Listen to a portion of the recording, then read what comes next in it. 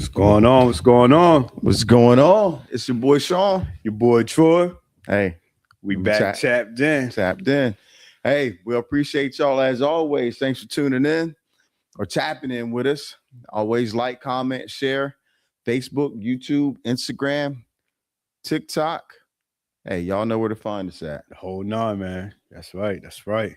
Man, we finally done thawed out a little bit that we were. Yeah, for sure, man. We've been in the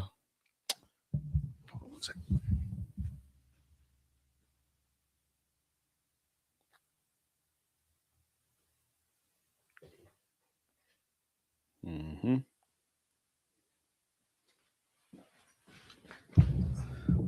So yeah, man, we've been in the polar Arctics. Yes, sir. For the last couple of weeks, man.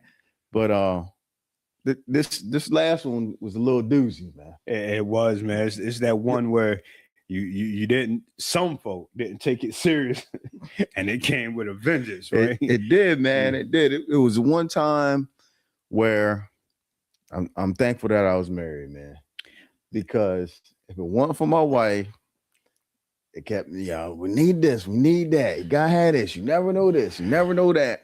Me always thinking,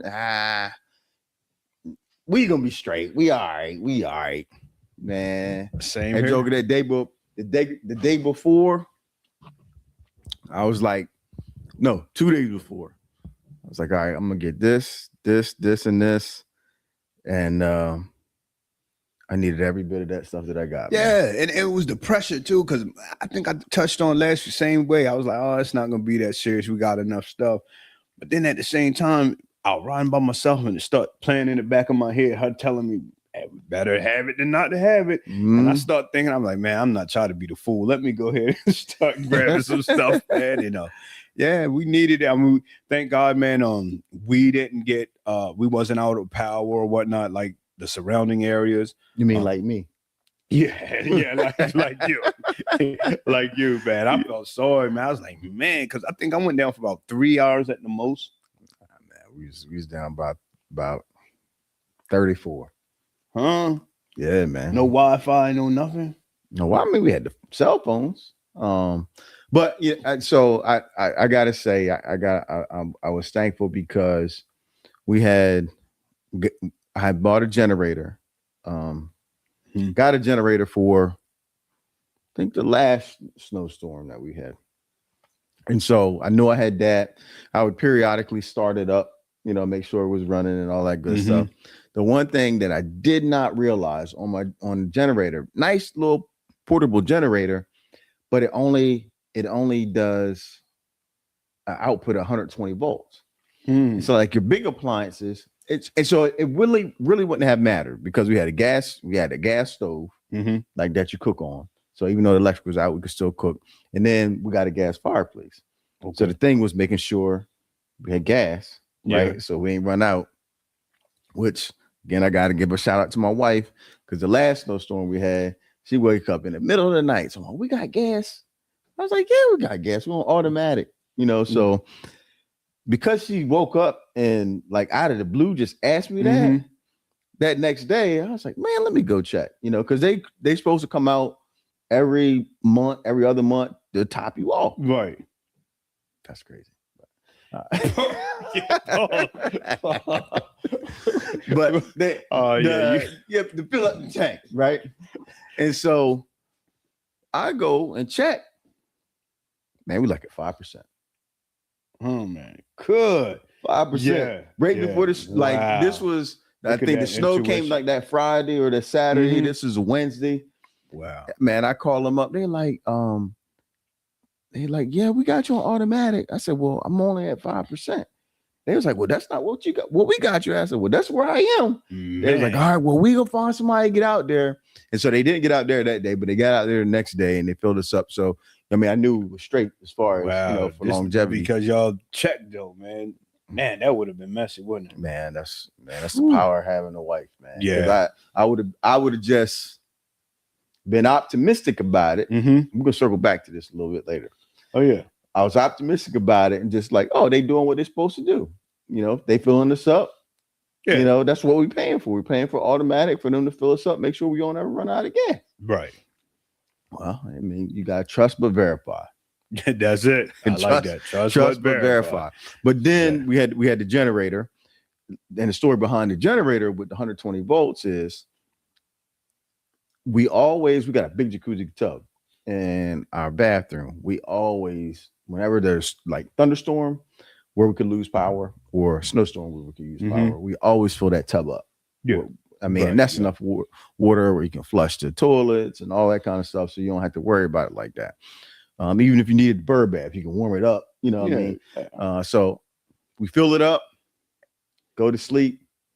I get up in the morning, go use the bathroom, bone dry. Oh man, no water in there. Would you hit the plug? Nah, what happened? Like it's like a little screw, and then you push it down, and it locks. Well, the gasket around it had rotted a little bit. Yeah. So it was seeping out. So you couldn't even hear it. You couldn't even hear it, man. It probably took it 6 hours to drain all the way out. But when I got up and I looked in that tub, I was like, man. Because then my brain going, it's like, okay, well, we got an unlimited supply of snow outside. So we can just melt the snow on the stove, right? And that gives us some water, flush the toilets and stuff. Man, I filled up a pot this big, about this big around with snow. Man, I had about 2 inches of water. Oh, yeah, you got there all day long. Oh, man, it was a good idea in theory. In theory, it worked. I mean, it got us through. But I was like, I called my electric friend, and I'm like, look, I got the generator, I got the plug and stuff that I need. I just want to turn the water pump on. And so he's asking me questions, whatever. And I'm like, I assumed that my generator was 240 volts, but it's only 120. My pump is a submersible pump. So like if you got a pump that's outside of the well, it'll work.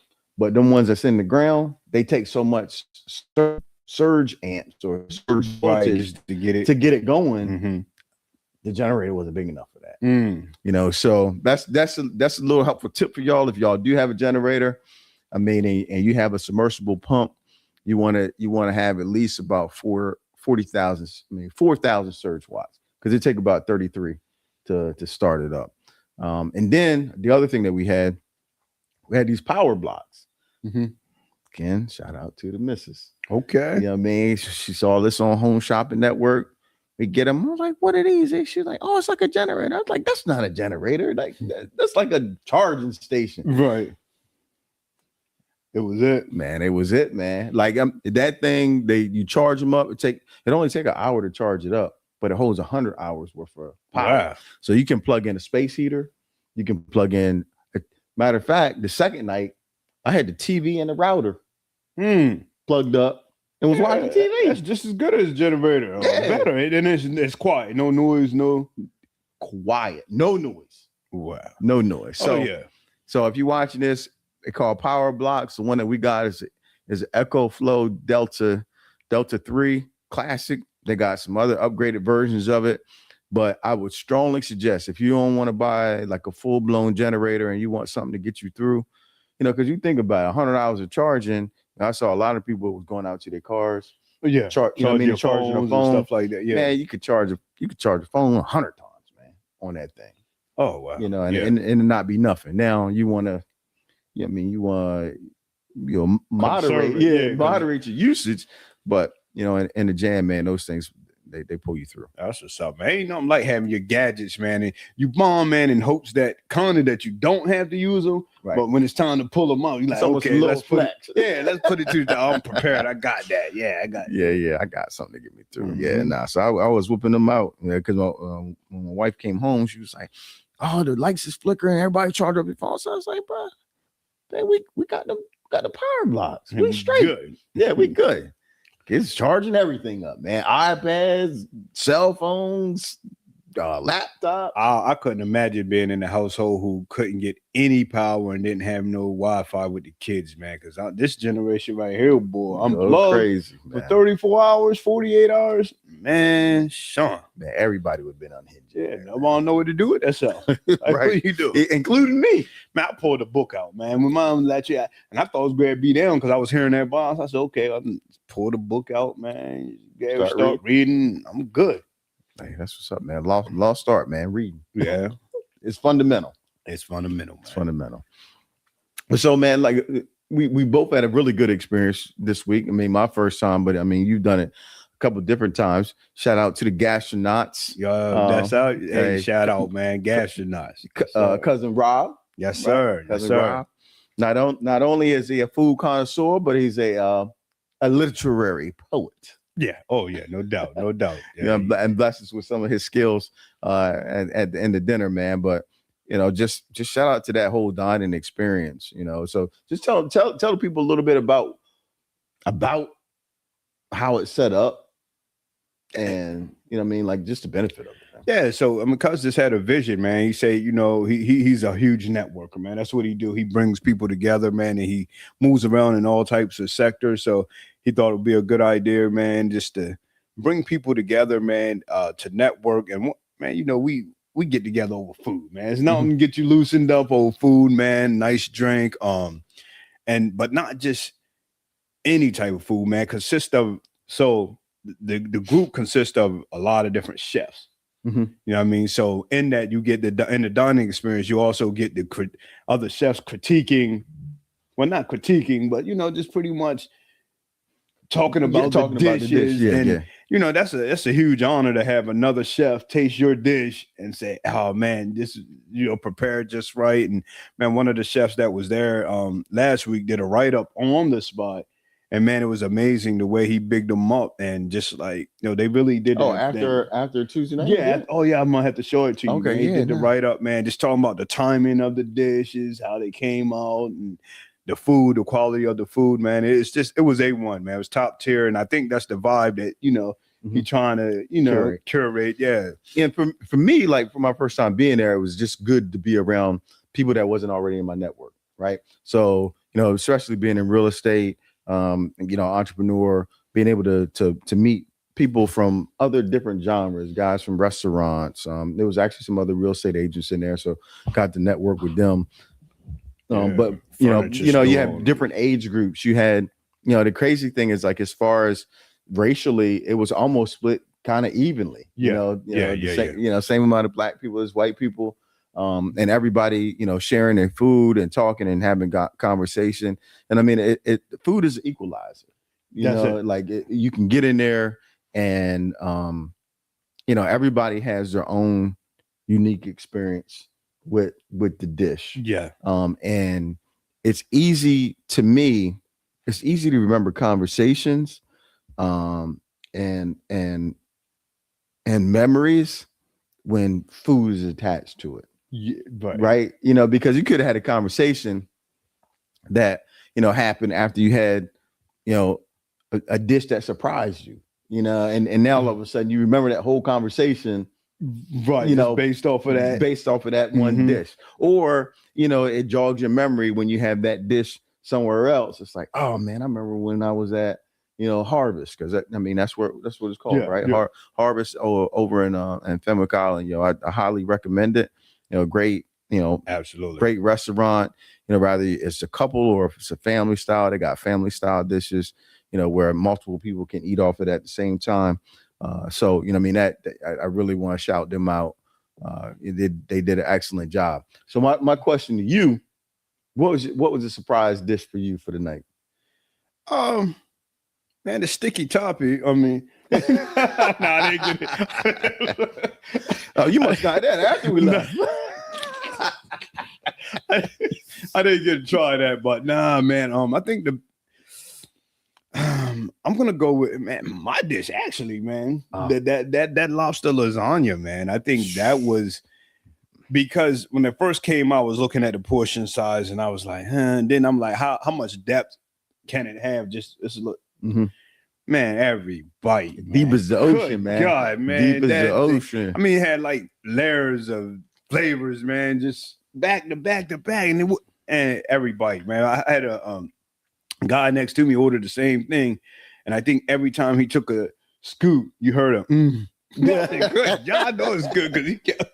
Yeah, It's but- almost like you wish you ordered never ending, you know. and the guy came around and he shared it with us. Was Short it- rib. No, not the short rib. This was actually, was it octopus? Or Oh yeah, the octopus. yeah, the that octopus, was really man. good. I think The calamari. That's what it was. It was Yeah, the calamari. that- But it was but it was yeah, it's like smoked. yeah. Smoked. That was really good. Man, it's crazy because I talked about it a lot that night.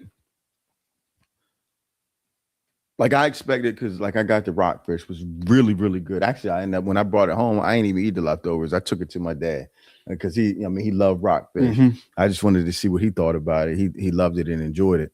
But man, those collard greens. Oh yeah, I forgot all about these. Good. Man, I was like, what was they in the dish with? There was in a dish with the short rib. Yeah. So I'm thinking the short rib is gonna be the highlight of this little man. This one that big, man. Yeah. And them collard greens, man. I put them in my mouth. I was like, God, Yeah. what in the world? Like I mean, my wife made great collard greens. Or I could say we make great collard greens, but it's off of her base, so we gotta give her the credit for that, right? Dig it. But yeah, those that surprised me. That surprised me. The lobster pasta that you had was really good. I mean, everything there was really good, but if I had to say something as far as flavor profiles that surprised me, That was it. them two. Yeah, them two absolutely, really surprised me. absolutely, man. So, man, shout out once again, man. We keep that up, man. I'm definitely to the next one. So, Yeah, on to the next, man. On That's to the it. next. And again, shout out to the gastronauts. Appreciate that. Appreciate Yes. the love, y'all. no doubt. So, man, I said I was gonna circle back to this. Mm-hmm. So, as a father, what attributes, or what's one attribute that you have that you hope that your kids don't have? Yo, man, I thought about that. I thought about that question, man, and that's actually a good question because we want our kids to be like us. You know what I mean? We want our kids. We always want to say, oh, he got that from his dad, or he just like his mom. That's so you always want the good things, but it is some things, if we can be honest with ourselves. In my earlier years, I would say my temper. Mm-hmm. You know what I mean? And I don't know if that's an attribute, a trait, but I would say my temper, you know what I mean? That's one thing I didn't want to pass along, but I think in my kids' younger years, I was able to kind of change that so they didn't get to see that.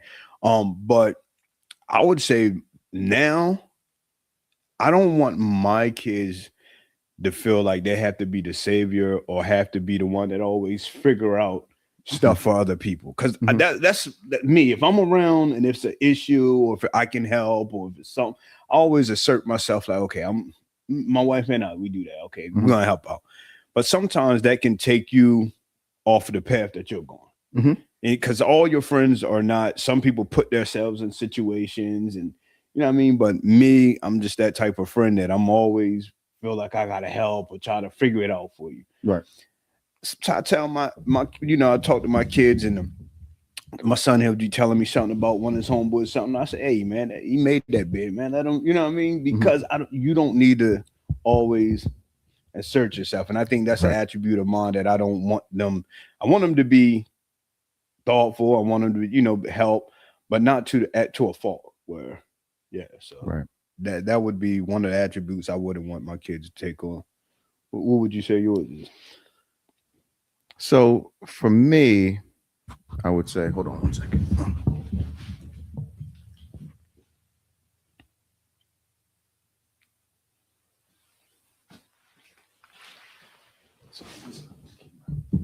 That's why. So for me, I would say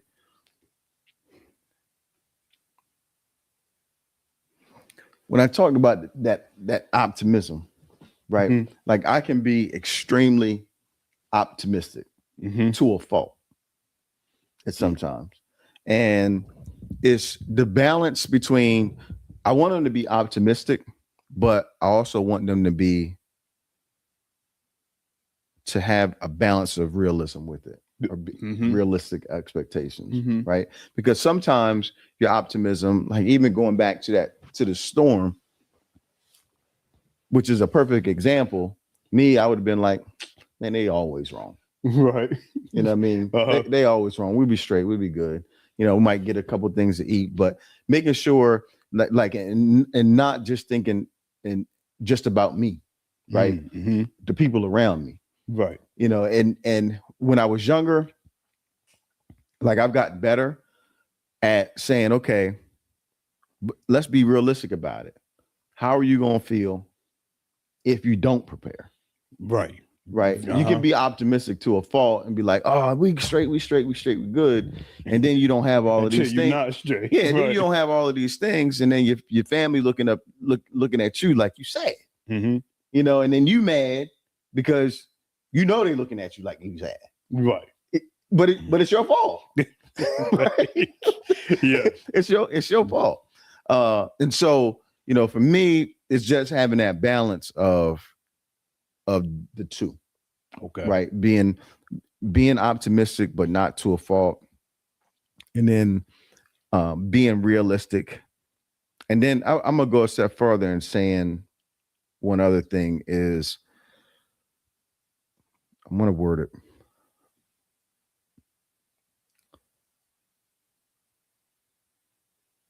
Understanding, under, understanding your faults. Mm-hmm. Right. Mm-hmm. And not trying to, not trying to act like they don't exist. Right. Right. Like Mm-hmm. being honest with it and, you know, dealing with it. Yeah. Right. And so, you know, like that's the one thing, because a lot of times it could be things. And when I say that, it's more of the things that you cannot, that other people don't see or don't know. Right. So a perfect example, and this goes back to when I was probably like 10 years old, 9 or 10. It was my birthday. I can't remember what I asked for. And it was Game Boys was out at the time. Mm-hmm. And I want to say my mom and my dad got me a Game Boy Light, which is not what I asked for for my birthday. And I got mad. Mm-hmm. And in that moment, it had to been God, you know, because it's like I was mad. It's like I almost wanted to cry. Like, man, like what? Like, why you give me this? Why you give me this? This ain't never I want. Yeah, and not my want. And in that moment, it was like you being selfish. Mm. And it was like a gut check. And so whenever I feel myself getting that way, I check myself. Right. You know, because that's a trait. It could have come from me being the only child for so long. Mm. Right. Mm-hmm. And, you know, it's not like they spoiled me or anything like that. But for whatever instance, there was something inside of me that made me feel like I should have gotten something different. Right. And it's like, oh, you know, who are you to tell your parents what they want to get you with their good hard earned money? Wow, you learned that early at an early age for yourself, though. Yeah, that's amazing, man, that you got that early, because it takes some people well into adulthood or later on to realize that. But even though I realized that, it didn't stop it from coming, you know what I mean, in certain scenarios coming in, and I got to check it. Right. You know, so the thing is realizing it and checking it. That's it. Having, like, not letting it control you and how you react, but you saying, nah, you don't have no place here. Mm-hmm. Right. So that's it. And if I can add one more to mine, and we were thinking about traits too. I don't know if it's staying within the confines of tradition. You know what I mean? Staying within the confines of tradition, man. I think I missed out on some opportunities in life, some things I didn't do because it wasn't the traditional way of doing things or the traditional way that you know. And I think I would rather see my kids now not to march to the beat of their own drum, but to kind of if God give them something that's not along the lines of what how it's traditionally done, or be an innovator, go out there and do it. You know what I Mhm. mean? Even if it's not other people is not going to understand it or they might frown upon it, because I think some of the traits I'm going to say us as older, from coming from a certain generation, we played it safe to the point where we knew everybody was depending on us. So, okay, I got to do it this way. Or if I do it this and it don't work, now everything's gonna fall down on my shoulders. I don't want my boys to have that pressure. I want them to have that balance, but at the same time, go for it. Right. Right. Yeah. Yeah. Don't let your path looks unconventional stop you. Right. Yeah. And typically, if your path looks unconventional, it's because it's a reason for that. Yeah. Right. A lot of times it's because, okay, well, if you took the conventional path, you could chalk that up to your own success. Right. I Mhm. did this. This was all me. But if you go out on the path and on the limb and you trust in God and you saying, okay, well, I'm just gonna move with how I feel like I'm being led and how I'm going, and it work out. It's like, okay, you can't take credit for that because that's Yeah. not even what you wanted to do. Exactly. Yeah, yeah. No So doubt. that's what's up. Um, you had said earlier, and I'm not exactly sure like what you were meaning, but you were talking about the importance of, or do the stepfathers get the role, gets the respect Mhm. that they deserve today, like as compared to maybe like when we was growing up or something like that. Yeah, just in general, man. Like the sacrifice that it takes, to step in and Hmm. raise somebody kid. We talking about stepfathers that are there, that Hmm. are actually fathering, not step dads, but stepfathers that Right. are really there doing what they supposed to do and fathering these kids, man. Do you feel like they get I'm not even gonna say recognition, just like the respect they deserve, man? Like, you know, sometimes with I think I've seen something a while back where it was graduate wedding day, Hmm. and the man had raised the stepdaughter, or bought her first car, did all the things he, Hmm. normal the dad would do. Hmm. And on wedding day, she decided she wanted dad, her biological dad, to walk her down the aisle. Hmm. And that's just one instance, but it's Hmm. just you just hear so much of that. Like, dude, is that a position that you put yourself in expecting, to be respected or Man, I think I think to play that role, you gotta, I hear my dad say it all the time. You gotta accept the child, the child with the mom. It's a package deal. mm-hmm. Or the children with the mom. It's a package deal. So if you want to be effective in that role, you got to go into that role knowing that this is a package deal. I got to treat these kids like they my kids just as well I'm treat this woman like I want her to be my wife, Mm-hmm. right? And so, for me, I'm gonna just say it from experience. Um, m- Most of the people that I grew up with did not know that my dad wasn't my biological dad. Mm-hmm. Probably almost until I was getting ready to graduate high school, right? And graduation came, and my biological dad, was at graduation and stuff like that. But most people did not know that wasn't my dad. I called him dad. You never called him a stepdad in front of me, and I know you for years, and Yeah, recently, right, found out. right. So Yeah, yeah. and that's because he treated me like a son. You know what I mean? Never made me feel like I was any lesser than. Even at times, man, I was like, is he trying to? Oh, because he actually had two.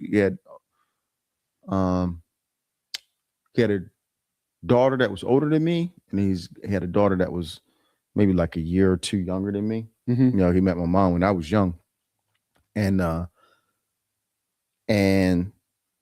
like he loved them, he poured into them, but like he poured into me to the point where I hear people talk about fathers and stuff like that. But I can honestly say today as a man, I got everything I needed from him. Wow. You know what I That's mean? Like huge. as a man, and as how to treat your wife, how to come home, how to come home every night, how to, my mom was a workaholic. So, even though traditional would be like the woman come home and cook the food, like there was nights my dad be coming home, he cooked the food, and and but he was a stand-up dude. The guys that knew him, it was almost like he was a different guy than what was in the house with me. My grandmom, didn't even want to let him in our house because he kind of grew up, I'm not gonna say in the streets, but he always had to fend for himself. So he always walked around with a pocket knife, like on the outside, on the belt, just in case, wasn't afraid of no confrontation, so that's just the type of person that he was. And he is the type of person, either you love me or you hate me. I'm not changing who I am. Right. And as a man, I think that's a really important character. Absolutely. For you to be solid no matter where you are. When you wishy-washy, when I see you in one setting and you act in one way, and then I see you in another setting and you act in another way, it's just like, yo, what are you doing? Yeah.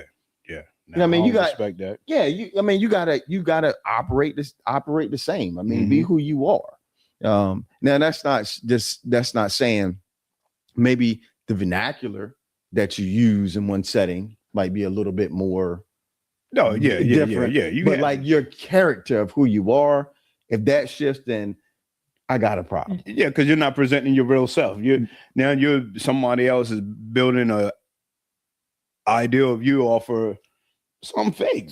Right. But you know what's funny, man? They say if you feed them long enough, man, they start to look like you, man. Man, why y'all look alike, though? That's I don't know where you look like. People have said that, and I just let it go. I just let it go. I don't even say nothing. Man, you really do, though. Yeah, I let it go. I let it go. So you know what about the stepfather thing, though, man? I think one of the reasons some don't get the respect, even the ones that are doing everything that you just said, it's the ones that had previous families. And that same energy that they're putting into their new family, their biological kids aren't necessarily getting that because they're not in that house, they're not there with them. So that conversation is going to look different from that perspective. You know what I mean? Right. Yo, he ain't no good, he don't do nothing for his kids. And he could be everything in the household for this family, but if it's always going to leave the biologicals if you don't know how to balance that right. And I think that balance also comes with the mom and what she says. Right. Yeah. Around her child or children about him and his previous relationship. Right. If she keeps that separate, like that's between him and her. Like if there's something that happens and the kids need to be privy to it or something, then that's one thing. But like when you step into that, that this other life existed, right? So not only does and women, you can comment if I'm wrong when y'all see this, now or in the clips, but the same way that a man has to accept the kids with the new interest needs to accept his past in the same manner. What about from the other perspective though? Like your past that you leave in, like let's say you was with a family for 7 or 8 years. You got kids at 7 to 8 years old that you leave. You wasn't established the way that you are now. You with the new family, you're established. Now they're watching you take your kids on vacations. They watch you sending these other kids to different schools, but they remember their reality with you. We didn't have it like that. You know what I mean? And they're saying this new life that you. I think as a man, you have to be vulnerable and be transparent with them, and you gotta have. I don't know if we talked about this last week, but the power of having a difficult conversation, or it might have been a post that I seen where it was saying, some people lack having the hard conversation Mm-hmm. for, and the issue or the underlying things go on for years Mm-hmm. and years and years. And then there's people who have that conversation head on and it feels uncomfortable for maybe a week or two, Right. but everything else is okay after Yeah, that. because you set the tone and created some understanding. Now, okay, we know what. We know what it is. And so in that instance, I think it's very important for that father to be transparent about maybe he wasn't the best. Maybe it took him to learn the lesson the hard way in order to become the version of himself that he is. And most times we learn through loss. Yeah. Unfortunately, Yeah. but a lot of times we learn from loss. Yeah. So and just not shying away from that. Like in the instance, they might be mad and be like, well, why couldn't you just stay and figure that out or whatever? But that's not the way it was meant to happen. right. Right. And it's unfortunate that, it is, that I'm not here or I'm there now, but be honest and open in the conversation that you're having and tell them it thankful I haven't been in that situation, Mm-hmm. but it probably hurts him just as much as it does them, doubt. and the guilt and not being able to have those, not being there all of the time and not being able to, maybe when they want to have a certain conversation, not be able to get a hold of them or not be able to have, not feel comfortable because you haven't talked to them in such a long time to be able to have those conversations. All of those things, Mm-hmm. are things. And I can, and it, because I can say on the flip side, there was questions that I had, about my biological father. It wasn't like he was totally absent in my life. He was, he was a part of my life, Right. but there was questions that I had for him that as I got an adult, I had the hard questions for him. Okay. Right. Mm-hmm. So it wasn't like I didn't come from no malicious place or whatever. It's like, look, man, same thing I told you. I felt like I got everything that I needed as a child and growing up to being a man. Oof. But I do, I do have this question. Mm-hmm. And, we had that conversation. And after that, it was done. I'm sure that's hard enough on a biological dad, something, a child that you birthed, that that came from your seed, Mm-hmm. Like to say, I have everything that I needed in God. I'm not saying it's like, but I'm sure that's like gut wrenching. Yeah. Because you want the majority of what your kids need and have, you want to be the one to provide it. Right. And if you lacked in that area, and it's something you can't get back. Right. And they're saying the type of guy that you turned out to be too. And that the successful guy and the family guy, those are all attributes that you would, as a proud father, you sit back and say, yeah, right. Man, my son doing it. And for somebody else to have that recognition is, I'm sure that's enough to make. But, but it also opened up a door opportunity for him to be, play the role of the grandfather in my kid's life. No doubt. You know what I mean? So, that they have a different experience of him than what I have. And I love him dearly.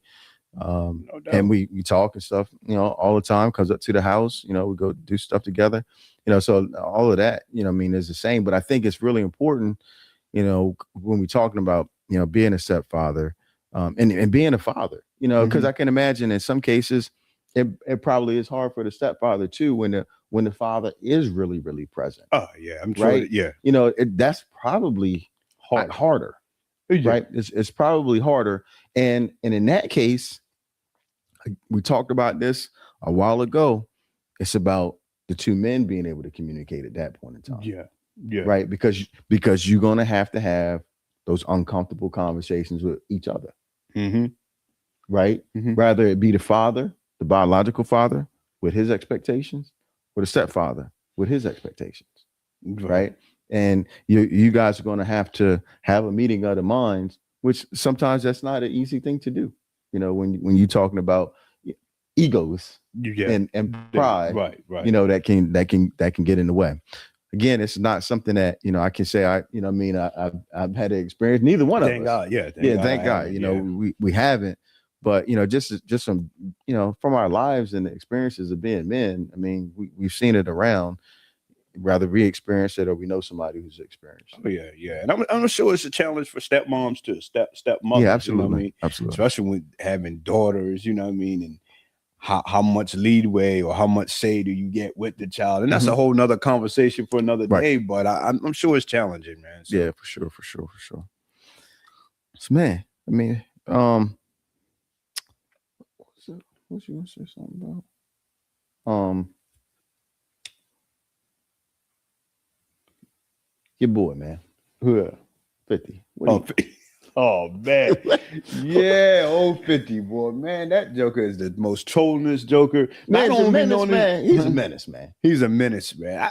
You know that Joker was bad in school, man. I already know, man. That Joker probably fought every day because he's just, as an adult, man, I think he crossed the line, though. He really crossed the line by posting that man's wife, man. I don't know if you've seen it this week. Was that AI, though? Nah, he actually made a post and he took it down and put it back up, but he posted that man's wife, man, and said some negative things, man. And when it comes to defending your family and your wife, man, T.I. done went in, man. Yeah, I mean, that's your blood. Yeah. I mean, that's the one thing that you got to defend. Yeah, you got to defend it. That's top tier. You know what I mean? That's top tier. It's like, okay, well, no, we can't. We not. If you don't go in there, then there's nowhere we can't go now. Yeah, I mean, man, listen, I'm gonna tell you how I am, man. Even my wife, if it's a day we not seeing eye to eye, and I could be talking to my brother venting, right? Mm-hmm. I can vent, but you still can't say nothing about Here I am complaining, right? And you say something. If you agree with me, I'm like, hold, chill, bro. Like, you know what I mean? And I know that's not even coming from a bad place, right? So imagine a stranger, man, just coming out their face about you, saying something crazy. Yeah, man, that's enough, man, to cause any man to snap. It is, man. It is, and it's like like when you respond, how far is too far, man? Like it's. Yeah, I mean, because especially, how far is too far? Man, listen, once you cross a line, man, like, when you kids, man, you cross that line, you say, oh, you push me, you hit me. Listen, once that first blow, boom, hey, it's all fair game. It's all fair game. Yeah, you go in. I wish they had kept it to verses. If they had kept it to a verses, man, that would have been fire. And I think T.I. would have done them dirty. Mm-hmm. I think T.I. would have. I think that's probably why Fifth ain't do it. That's just my opinion, but I think T.I. would have done it. T.I. catalog strong. I mean, 50 has some top tier bangers, right? Like that. Like if he pulled them out, I don't know if T.I. has the anthem. Man, they're in the same class. I think you do, though. You think he got it? So, like, after you get out of the anthem realm, and then you go to like really good songs that everybody know, even collabs, though. I think T.I. would kill him on the collabs because 50 stayed G Unit a whole lot. Right. And T.I. been good though. It would have been good to see what kind of music they played against each other. Yeah, it would have been, man. I think they should have left it there. Yeah. And do you think it's an age limit to like? That's what I was going to say, man. That's what I was going to say, man. As a husband, a father, and like the roles that I play in the community and business, it's not a good look. Yeah, I mean, you acting and conducting yourself like a 17-year-old. I think if it's done tastefully, it still could be a good look. It's no different than I used to watch Bill Cosby and his boy come over, him and his wife come over, they in the backyard, they get playing a little game or they get talking about high school and you want to relive those days, man. That's all they're trying to do, you know what I mean? Right. So I think if it's done tasteful, it's just exercise, you know what I mean? Exercise my lyricism. But not at that level. But when you start taking it personal, right? Yeah, you gotta be a little bit better in conflict resolution, man. Shouldn't go to that level as a successful adult. And I mean, when you like realistically, man, you like 50. Yeah. 50 years old. 50, yeah. 50 years old, man. And you like getting to the point where you grade fight. Yeah. Or it's more. Or more. It's like publicly. Like, come on, man. We gotta be. I mean, that's happening in a couple different genres right now, because there's another beef going on in like the basketball world where, you know what I mean, it's just like, man, what in the world? Like, you talking about the podcast, the guys? Yeah. Oh man, who was the So it's Rashad McCants. Yeah, right? Yeah. And then it was the guys from I think it's the Baja show. So Rashad was with Gil's Arena. And them guys were with the Baja. And it started off from a place where the guys was telling a story, and they was like, "Oh, that happened with me too," and kind of going there. And then his response to it was crazy. Oh, he popped off. But man, they ate him up. they ate him up. I'm gonna leave that one alone. I'm gonna talk about debt to income ratio now. Let's do that, man. The wonderful world of real estate. Let's talk real estate. Yeah. So Matt, actually, it comes from a conversation I met with a client, and they make decent money, but when banks qualify you, like for FHA loan, they'll let you maybe get up to 50% of your income to go towards your mortgage payment. But out of that 50%, then you also have to factor in car payments, your credit card bills, any kind of revolving accounts that you have. So if you got a large credit, if you got a large car payment, you know, let's say you're making $6,000 a month, but your car payment is $1,200 a month. Well, that's $1,200 out of the $3,000 that you could use to go towards a mortgage payment that now can't be used. Yeah. You know, so now you're only at $1,800 that you can use. Wow. Which a lot of times people get frustrated because that is the thing that limits them from being able to buy the house, because they don't have enough disposable income when you take out all of your bills and expenses, and you're only left with this certain amount left. So like, even though if you didn't have that car payment, it's like, man, I could afford a $2,500 house payment, but that's not how banks work. They know you along with your house. They know you got to get back and forth to work because they qualified you, right? They know if you're getting back and forth to work, you got to pay insurance. They know you got to eat. They know you got to get gas. They know you got utilities. There's a cost of living, right? Okay. And so they take those things into consideration. And as far as that goes, that's the thing that knocks a lot of people out of being able to qualify. So I have a question for you. And you know, I kind of know this because I do have experience with it, but still, so let's say if you're qualifying as a single individual, but there are other incomes in the household, but they're not going on a loan. Will banks factor that income in, or only if they're going on a loan? So if you go on USDA, they factor it in, but it hurts you because they count that as household income. And in USDA, you can, depending on how many people are in your household, there's a limit to the income that you can make to be able to qualify for the loan. Right. So you by yourself you may make enough, but if there's somebody in your house, it could be a child that's over 18 years old that makes decent money. When you fill out the application, you have to list who's in your household and you have to list their income.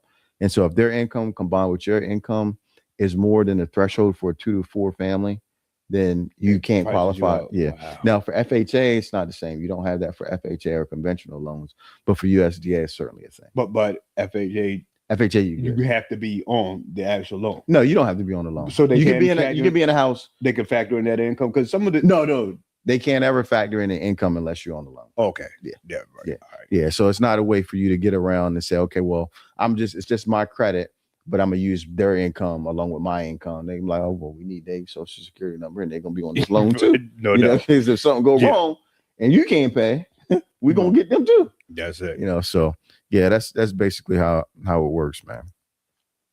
That's good stuff, man. Good stuff. For sure. So we appreciate y'all tapping in with us.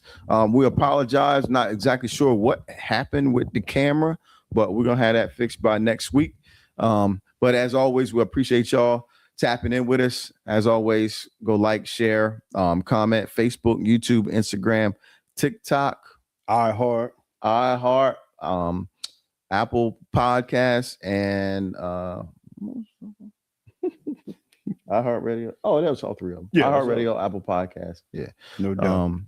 Yeah. And no, there's one more. What was the other one? Spotify. Okay. Spotify. We everywhere. We everywhere. Come see us. Come tap in with us. We appreciate y'all. y'all. Stay tapped in. Peace.